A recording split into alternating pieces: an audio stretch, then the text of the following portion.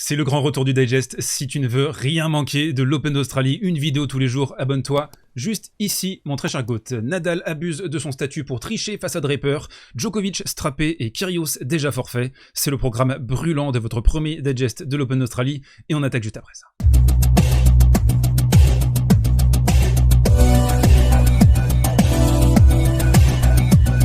Et on attaque avec la nouvelle qui est tombée cette nuit et qui fait mal, le forfait de Nick Kyrgios qui était outsider sur cette Australian Open, un énorme objectif pour le joueur australien qui se dit dévasté après en conférence de presse. Il a expliqué les raisons pour lesquelles il a dû déclarer forfait.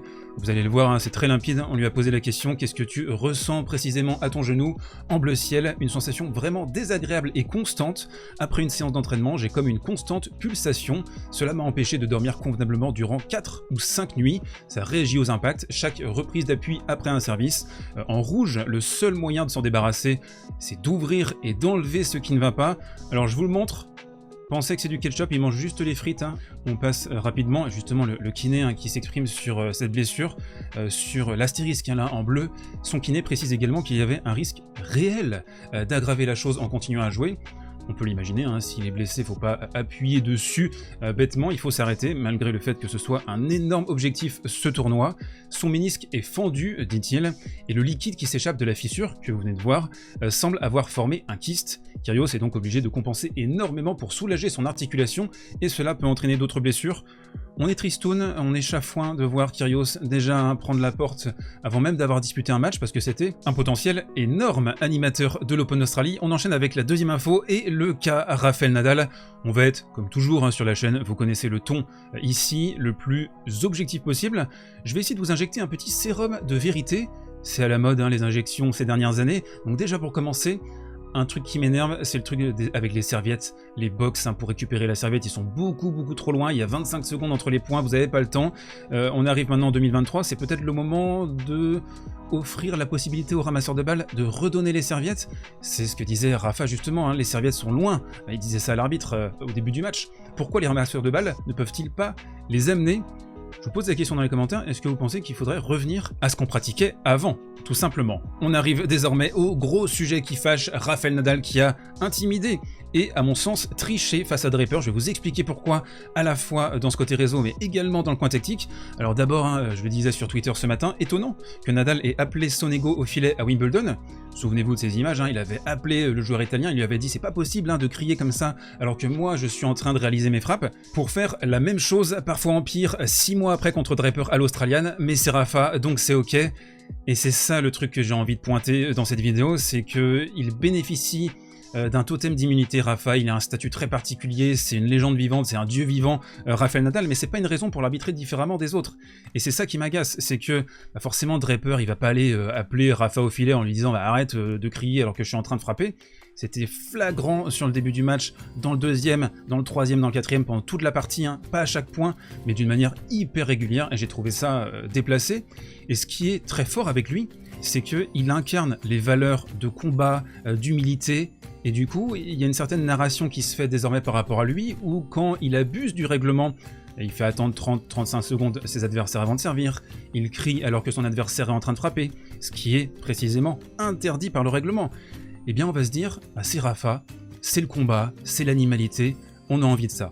Mais si c'est Sonego, à contrario, qui crie pendant que l'adversaire est en train de frapper, on va dire non, c'est un truqueur, c'est un Italien, enfin vous voyez l'idée. Ce qui m'agace dans ce sujet, avant qu'on bascule sur autre chose, c'est que je trouve qu'il y a une certaine couardise et une lâcheté de la part de pas mal d'observateurs du tennis qui n'osent pas dire ce genre de choses, alors qu'elles sont frappantes, elles sont évidentes, parce qu'ils ont peur de s'aliéner les fans hardcore de Rafael Nadal, mais après, la vérité, c'est la vérité, quoi. Et c'est ce qui s'est passé pendant ce match. Il faut le dire, il faut avoir le courage de le dire, de l'avancer, de le défendre. Rafa, c'est pas qu'un joueur propre, c'est aussi un joueur qui a recours à certaines stratégies qui sont sales. Est-ce qu'il le fait sciemment ou inconsciemment? Ça, à la limite, on s'en carre. Le truc, c'est qu'il le fait.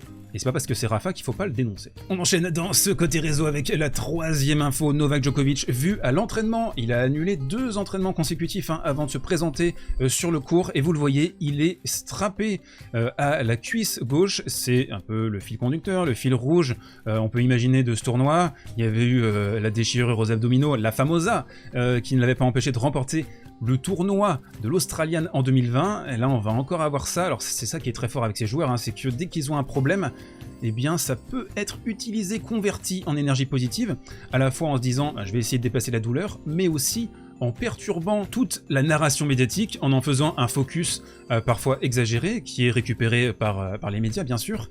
Et on va regarder ça avec beaucoup de curiosité, hein. Alors je pense qu'on est plutôt dans un statut pour Novak de faire attention, de contrôler cette gêne. On avance dans ce digest avec le coin tactique. Désormais 2 matchs au programme. On va parler de Rafa, on a parlé des à côté, de ses intimidations, on va parler du match en tant que tel, hein, de la tactique, de la technique. C'est ce qui nous intéresse aussi bien sûr sur Service Volé. Mais une nouvelle petite rubrique que je vous propose cette année en 2023, c'est un point dans un match. Et je voulais vous parler de ce point entre Tsitsipas et Alice. C'est un match qui s'est terminé il n'y a pas longtemps. Et on va avoir un Alice qui a 4 balles de 7 à 6-5. Tsitsipas qui récupère un 0,40 juste avant. Il se retrouve dans le tie-break. Il y a mini-break pour Quentin Alice. Alice ici qui va servir, bien sûr, vous l'imaginez, sur le revers de Stefanos, qui va bloquer un revers court croisé. Et moi, ce qui m'intéresse dans cette séquence, ce que je voulais vous montrer, c'est ce qui fait la différence entre un top 5 mondial et un joueur un peu plus loin dans le classement. C'est à la fois la lucidité et la créativité. Là, vous le voyez dans cette séquence. Il va avancer un tout petit peu en anticipant qu'Alice va faire une remise croisée. C'est ce qui a le plus de sens dans cette position. Et il va tout simplement déposer un lob très judicieux, remporter le tie-break, s'éviter 45 minutes, 1 heure, voire 1h30 de combat supplémentaire. Cette envie d'expédier une partie, c'était pas exactement ce qui a animé Rafael Nadal cette nuit face à Jack Draper. 3h27 de combat, 4 manches. Draper qui a complètement explosé au début de la 3e manche, mais surtout, moi, ce qui m'a intéressé, c'est le début de match de Rafael Nadal qui a été tout de suite entreprenant, conquérant, il a collé à sa ligne, il a surtout dominé les points intermédiaires et il a utilisé les vieilles recettes qu'on lui connaît. Par exemple, on enfonce son adversaire avec des balles bombées, liftées, on le repousse et une fois qu'on a la balle attaquable, on y va à plat. Rafa qui a décrié, contesté les balles avant le tournoi, il les déteste, ce sont des balles qui ne prennent pas les effets, le volume, le lift pendant très longtemps, donc vous êtes obligé de jouer le plus à plat possible. Donc il a réussi très bien Rafa, je trouve, surtout dans le début de partie, hein, dans le premier set, il a été excellent, bien moduler tout ça. L'un des secteurs sur lesquels il fallait particulièrement observer Rafael Nadal cette nuit, c'était sur le +1. C'est quelque chose sur lequel je l'ai trouvé assez laborieux, hein, un secteur difficile pour lui. On se souvient du match contre Paul à Paris-Bercy, où il était tout de suite pris de vitesse. Et bien là, non, j'ai trouvé un très compact, très lucide sur son +1. Là, vous le voyez, on a une belle tenue du corps, une magnifique position. Il va pouvoir envoyer une bûche sanguinolente dans le côté ouvert. Un match assuré, très propre derrière son service. Il est à 73% de points remportés derrière sa première, c'est au-dessus de sa moyenne en carrière. Il est simplement à 51% de points remportés derrière sa deuxième, mais il a fait un set assez exécrable, hein, le deuxième qui fait chuter ce pourcentage. Je voulais vous montrer également la position au retour de Jack Draper, les zones qu'il a choisies, et justement, hein, il s'est un petit peu trompé. Toutes ces balles-là, elles sont inefficaces pour Rafael Nadal qui peut s'organiser rapidement, qui a un coup d'œil, une main qu'il faut impérativement éviter de jouer central avec Rafael Nadal. C'est un bison, c'est un tronc d'arbre le gars. Ça on l'a vu avec le match contre Paul, le match contre Tiafoe également en fin de saison dernière. Tiafoe c'était à l'US Open. Ce que vous devez faire en retour de service face à Rafael Nadal, c'est des angles courts croisés ou des frappes plein fer, idéalement en fait sur son revers. C'est là qu'il a des difficultés à défendre, à se relever à l'impact, ce que fait Novak Djokovic parfaitement, hein, côté égalité, c'est du court croisé là comme ça. Hein. C'est ça que tu essaies de faire, de déporter Rafa. Là, la position très centrale, elle a fait que Rafa a pu jouer son +1 dans un fauteuil, généralement. Dans le deuxième set, très belle réaction de Jack Draper qui a commencé à lâcher les chevaux. Et surtout, le truc avec lui, c'est qu'il a un coup droit assez gratté, assez lifté. Et ça gêne pas vraiment Rafa, hein, qui adore pouvoir s'asseoir sur ce type de balle. Donc il a essayé de jouer plus à plat, plus fusant, et notamment côté revers. Là, je voulais vous montrer cette séquence. Hein. Vous pourrez revoir le point sur le replay. Au moment de l'impact ici, quand Jack Draper frappe, Rafa est encore en train de crier. Un match, du coup, je trouve très encourageant pour Rafael Nadal. Il était content, hein, il était satisfait de sa performance après la rencontre. Il a fait craquer physiquement un joueur bien plus jeune que lui, alors que Rafa arrive sur ses 37 ans. Il a su également adapter sa position au retour.